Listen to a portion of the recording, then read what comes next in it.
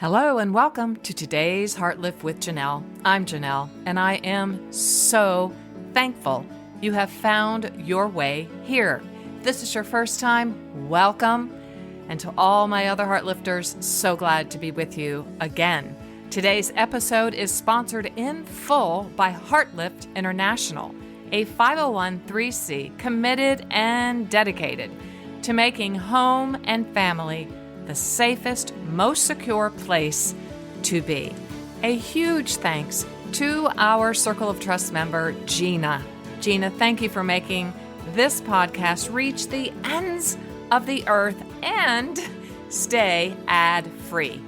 I'm so appreciative to you. I'm just back from my haunts and jaunts in Antwerp, Belgium, where I celebrated my Elena Rose's second birthday and had so much fun traveling with my twin daughter, Brooke. And while we were there, an amazing, exciting, surprising invitation came to us through my son-in-law, Jose. He happened to mention to my daughter, Candace, wow, the Reardon women need to go visit the Hallerbos. The what? The who? The Hallerbos. The bluebells are blooming, he said. You need to rent a car, Candace, put the kids in it, take the women, and go to the Hallerbos forest. Well, I want to read about that from a beautiful article written by Nana van der Pol way back in 2017. She writes, "It's almost here. That one magical week when the ancient Belgian Hallerbos turns into a natural wonderland. Every spring, without fail, millions of blooming bluebells work together to form a violet-blue carpet on the forest floor, utterly overwhelming in both sight and smell. It's a Belgian nature display made to conquer a place on the nature enthusiast bucket list. Standing in the sea of vibrant blue, a mere 20 kilometers or 12.4 miles south of Brussels, breathing in its intense colors and sweet floral fragrances, the senses are tickled far beyond what our daily lives and office jobs tend to inspire." Paul McCartney's final words to Linda as she died were, "It's a fine spring day. We're riding through the woods. The bluebells are all out and the sky is clear blue." While walking through such a scene yourself, it's easy to see why the songsmith would choose to vocalize this last picture for his wife. It's doubtful that the Beatle was actually referencing the Belgian woods in Flemish Brabant. Hyacinth carpets have long been a spring fixture in age-old European woods, such as Britain's Micheldever and others, and are by no means unique to Belgium. But still, it's the Hallerbos, with its slender beeches, Beeches, these slender beech trees, rising from the violet tapestry that walks away with the most enchanting title every time. Its carpet is the densest, its walking paths the windiest, and its history as part of the legendary charcoal forest the most illustrious. Along with the Sonian forest that pushes its way into the capital to form the region's crucial green lung, the Hallerbos, or Bois de Halle, is one of the final remnants of the Silva carbonaria, the vast oak and beech woods that stretched from Brabant to the north of France during Roman times. On a foggy morning, knowledge of these ancient roots, combined with white mist, provide a particularly mystical atmosphere. The secret, lean in here, the secret to the Blue Forest fairy tale transformation, as with so many things, is timing. The soil has to be warm enough for the flowers to thrive, but the leafy canopy of beeches can't be fully leafed out since it will cut off the necessary rays of the sun. That leaves only a golden period of about a week to 10 days, during which conditions are just right. That's such a lean-in moment here. I'm adding my own words, of course. Timing. Entirely dictated by the weather, this short season is rather a fickle friend. Lately, it tends to show up in April, though up until 5 years ago, the original rendezvous was always set for the beginning of May. This year, in 2017, as she writes, the fairy flowers are even expected to come around as early as the second half of March. Naturally, these ever-changing blooming times make spotting the violet splendor a bit of a challenge. Travelers who've made plans to visit the country months in advance run the risk of missing out because they booked the wrong weekend. But then again, the unpredictability has made the Hallerbos somewhat of an off-the-beaten-track tourist experience, which I add is exactly what I experienced. Not everyone is aware of the beauty. Not everyone is aware of the beauty unfolding this close to the tiny nation's capital, let alone remembers to check the Hallerbos website for indications as to when the forest will assume its fairy tale veneer. She continues, in February, it's still a reading of the tea leaves, but by the beginning of March, the organization is ready to predict the blooming season. There is a whole festival for this, the Hallerbos Bluebell Festival. For 2017, they're confident that the second half of March will be the winner, and during these weeks, they'll regularly post videos that show the landscape's progress, which is actually how Jose, my son-in-law, found this in 2024. He was just scrolling and came across their beautiful site. When you eventually do get there, after religiously checking the page, chances are you'll be able to come across a tranquil spot where the other nature fans fall away. And we did. And it's just you and the purple-blue ocean as far as the eye can see. Go either early or late on a weekday, we went on a Friday, to increase your chances of this. And whatever you do, stick to the official pathways. Stick to the official pathways. I think you can hear some lessons unfolding. I've been repeating them twice. Going off track means crushing the hyacinth bulbs, an act of complete sacrilege, as this will cause a bare patch in the lush blanket next year. Oh my goodness, the ancient Hallerbos. I can't believe that I actually got to experience this with not only my 2 daughters, but my 2 granddaughters. It was just so unexpected. And that's why I wanted to share it with you, because sometimes in life, it's those unexpected invitations that really change our life or add value to our life, or maybe even save our life. This experience is something known as forest bathing. And this beautiful term came to us from our beautiful Japanese friends. The Japanese quickly embraced this form of ecotherapy called forest bathing. It's a term that emerged in the 1980s as a physiological and psychological exercise called Shinrin-yoku, forest bathing, or I like this definition, and we're going to run with this one, taking in the forest atmosphere. Taking in the forest atmosphere. The purpose was twofold: to offer an eco-antidote to tech boom burnout, and to inspire residents to reconnect with and protect the country's forest.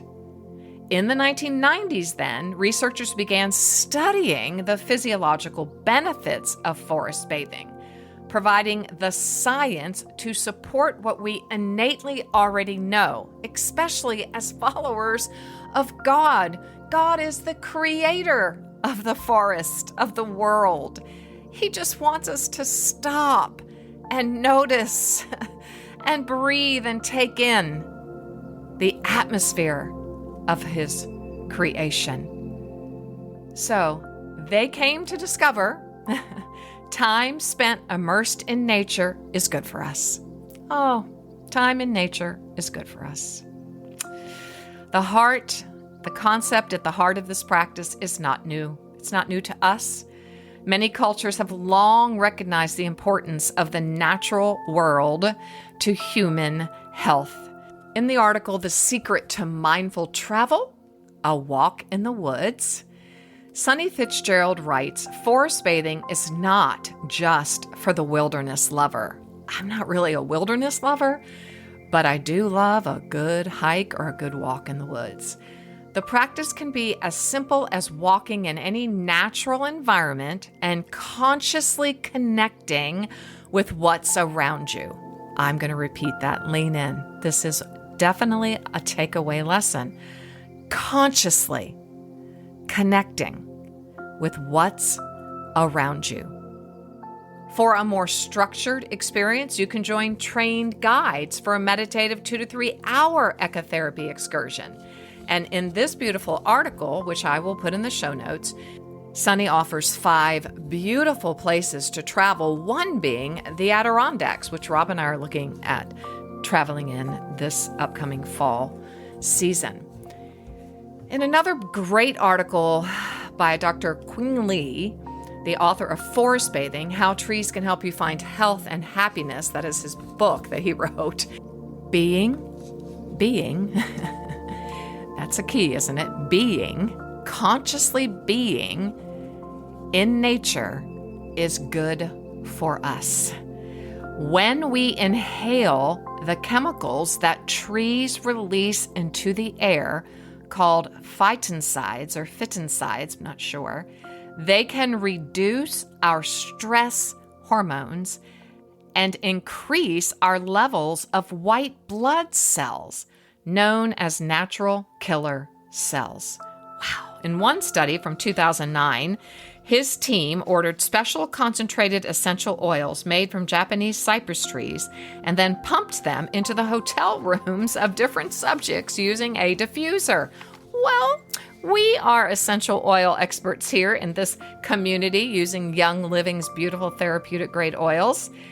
The people staying in those rooms saw about 40 to 50% of the health benefits as those who did a forest bathing session. What? I just love that. He writes, if you can't make it to the forest, just get some of the benefits by diffusing tree-based essential oils at home. We have those, and if you don't have them, contact me. I'll put my link. I will put my link in the show notes. And he offers this final bit of advice. Bolster your forest bath with meditation. Yeah. Walk a little bit, and this is what we actually did, not even intentionally, Candace Brooke, Ava Grace, and Elena Rose and I. We just kept walking, and in true fashion for who we are, we finally came to this opening. And before this happened, let me backtrack just a little bit. When we first got there, this is our first time there, right? First time ever. And, I have 2 girls that are very, very attuned to directions and know what they're doing. And so we pulled out the map that they gave us, and we thought we were going the right way, but we ended up being on this path that was just full of mud, deep, rutted mud. And we had a stroller, so it became quite challenging. And finally, God sent us, I know he did, this forest angel named Jeff. And he said, oh yes, I'm a tour guide. I give tours here, but today I'm off and I'm just out here. I'll say forest bathing because that's what he was doing. I want to see the bluebells for the millionth time because I just love them. He had a camera around his neck, a backpack on his back. It was just lovely. And he says, well, you're kind of lost. This is the wrong path. This is the muddy, muddy path. This is the path the horses take. But he said, just keep going and make it through the mud, and then you'll be okay. I thought that was fascinating, a deep lesson in and of itself.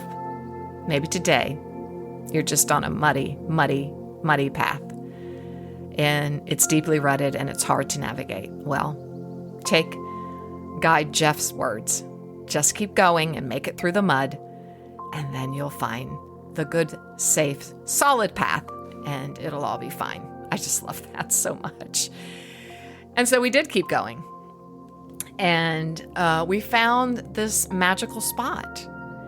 And it just spoke to us, all of us. We all just took a deep breath and went, here it is. And we had also been looking for a beautiful spot for our beautiful photographer daughter, Brooke, who just is so good at taking family photography, was going to take some beautiful shots of the girls for Candace. And I don't know, it just spoke to us. And so that's what Dr. Lee suggests. Find a place that speaks to you. It calls out your name. When you find it, you go, and I've yet to take the time to write it down in words, but I'll just try my best here. It was just an expanse of the forest where the carpet of bluebells shone a blue-violet light, and there were just tall beech trees, tall blonde beech trees, and then the canopy of the beautiful blue sky and the sun. And check out my pictures. I will put them on my Substack. Meet me over there and on Instagram story. But the blue violet against the blonde beeches and the sun peeking through, wow. It was just something. And so he says, Dr. Lee, that'll be a clearing in the woods surrounded by a bunch of tall trees. Yes, yes, yes. I just explained it to you. It'll feel beautiful and it'll resonate to you. Yes, because that's what matters. What resonates with your spirit, with your soul, with your mind. And for me on that day, my body.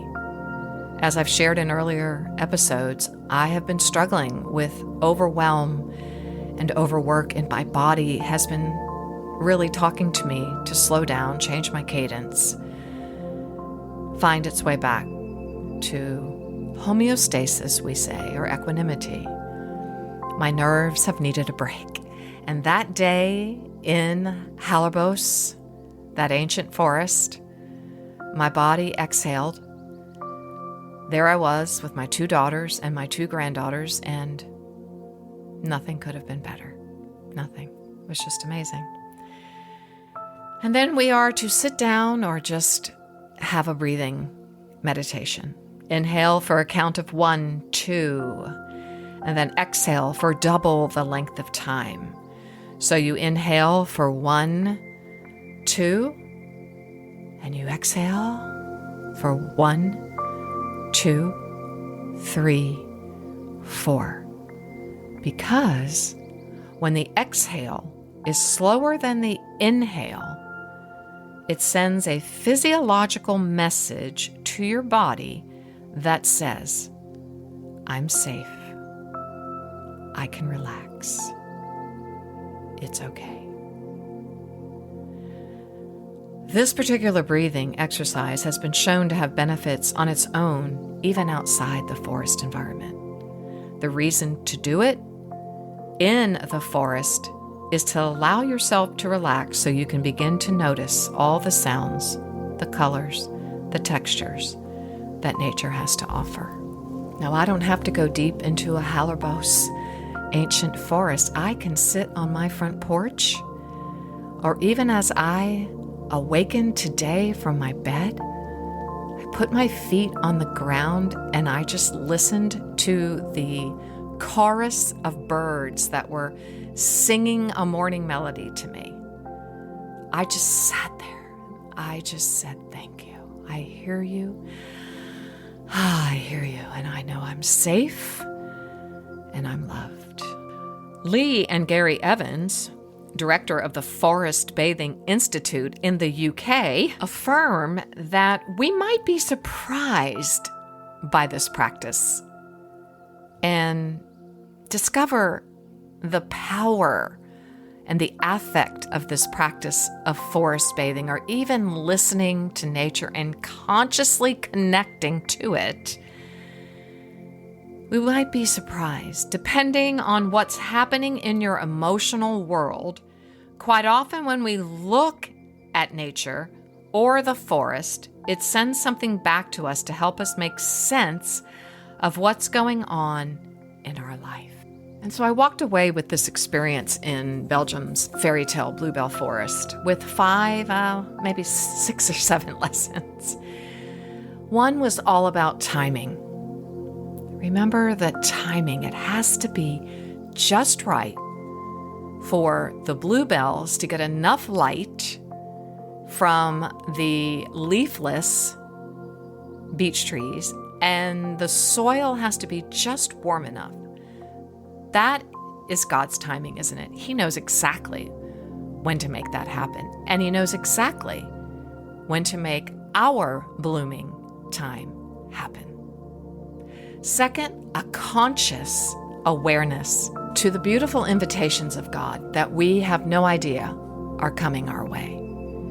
It'll be just a suggestion like Jose's, I think you should rent a car, load it up, and you all, the Reardon women, should go on a picnic and spend the day in Hallerbos. It'll be magical. And it was hard work getting there, trust me. Very, very hard work. But it was worth it. We pressed through the obstacles that stood in our way, and we got there. 3, stick to the path. I chose this because I feel like when I read that in that article, stick to the path, because if you get off the path, you might crunch, you might step on the hyacinths, and then the next year, they won't bloom. So we each have a path. And yesterday, I love license plates, the signature ones. I had one come in front of me that said, light the way. Of course, it was abbreviated. It could only be 7 letters, but it said, light the way. And I just said, oh God, yes, light the way. Keep me on the right path. Help me stick to your path. 4, like I said before, we have to make that conscious connection.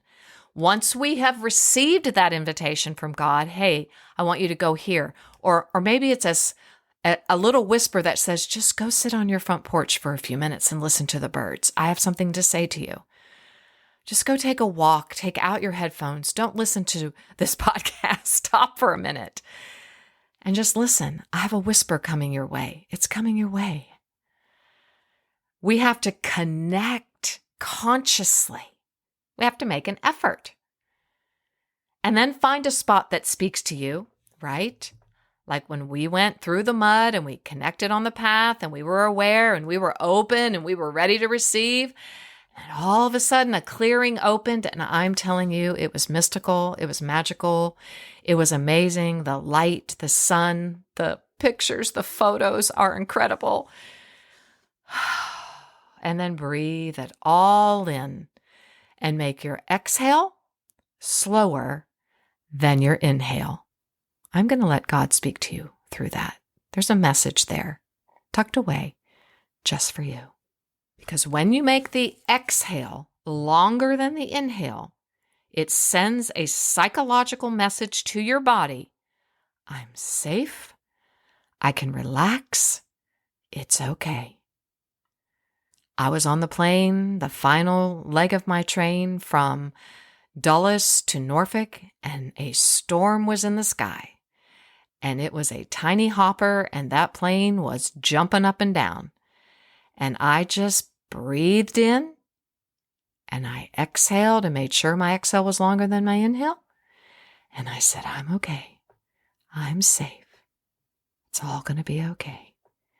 And then I'll leave you with the last life lesson. All of this experience of forest bathing, taking a walk in nature, consciously connecting to God and his gifts along our path as we stick to our individual paths. Put everything into perspective. And remember that word perspective. We have been talking about it over and over again, how vital our perspective is. It informs everything in our life, 24 hours a day, 7 days a week. Help God change the perspective in your mindset from one of worry to one of faith, from one of stress to one of calm, to one of peace instead of frightfulness or fretfulness. Our God is able to do so. So I'm going to leave you with this meditation from Psalm 23. And I am reading from the Living Bible. Because the Lord is my shepherd, because the Lord is my shepherd, I have everything I need. He lets me rest in the meadow grass and leads me beside the quiet streams. I add here, he leads me into the ancient forest of Hallerbos, into the beautiful bluebells and the statuesque beech trees. There, he gives me new strength. He helps me to stick to the path and to do what honors him the most. Even when walking through the dark valley of death, or I will add, through the muddy, muddy paths where I can easily get stuck and want to turn around, I will not be afraid, for you are close beside me, guarding, guiding all the way. You will send the very wise guides to tell me, just get through the mud, move through the muddy path, and I will put you on the strong, secure path that you can move smoothly.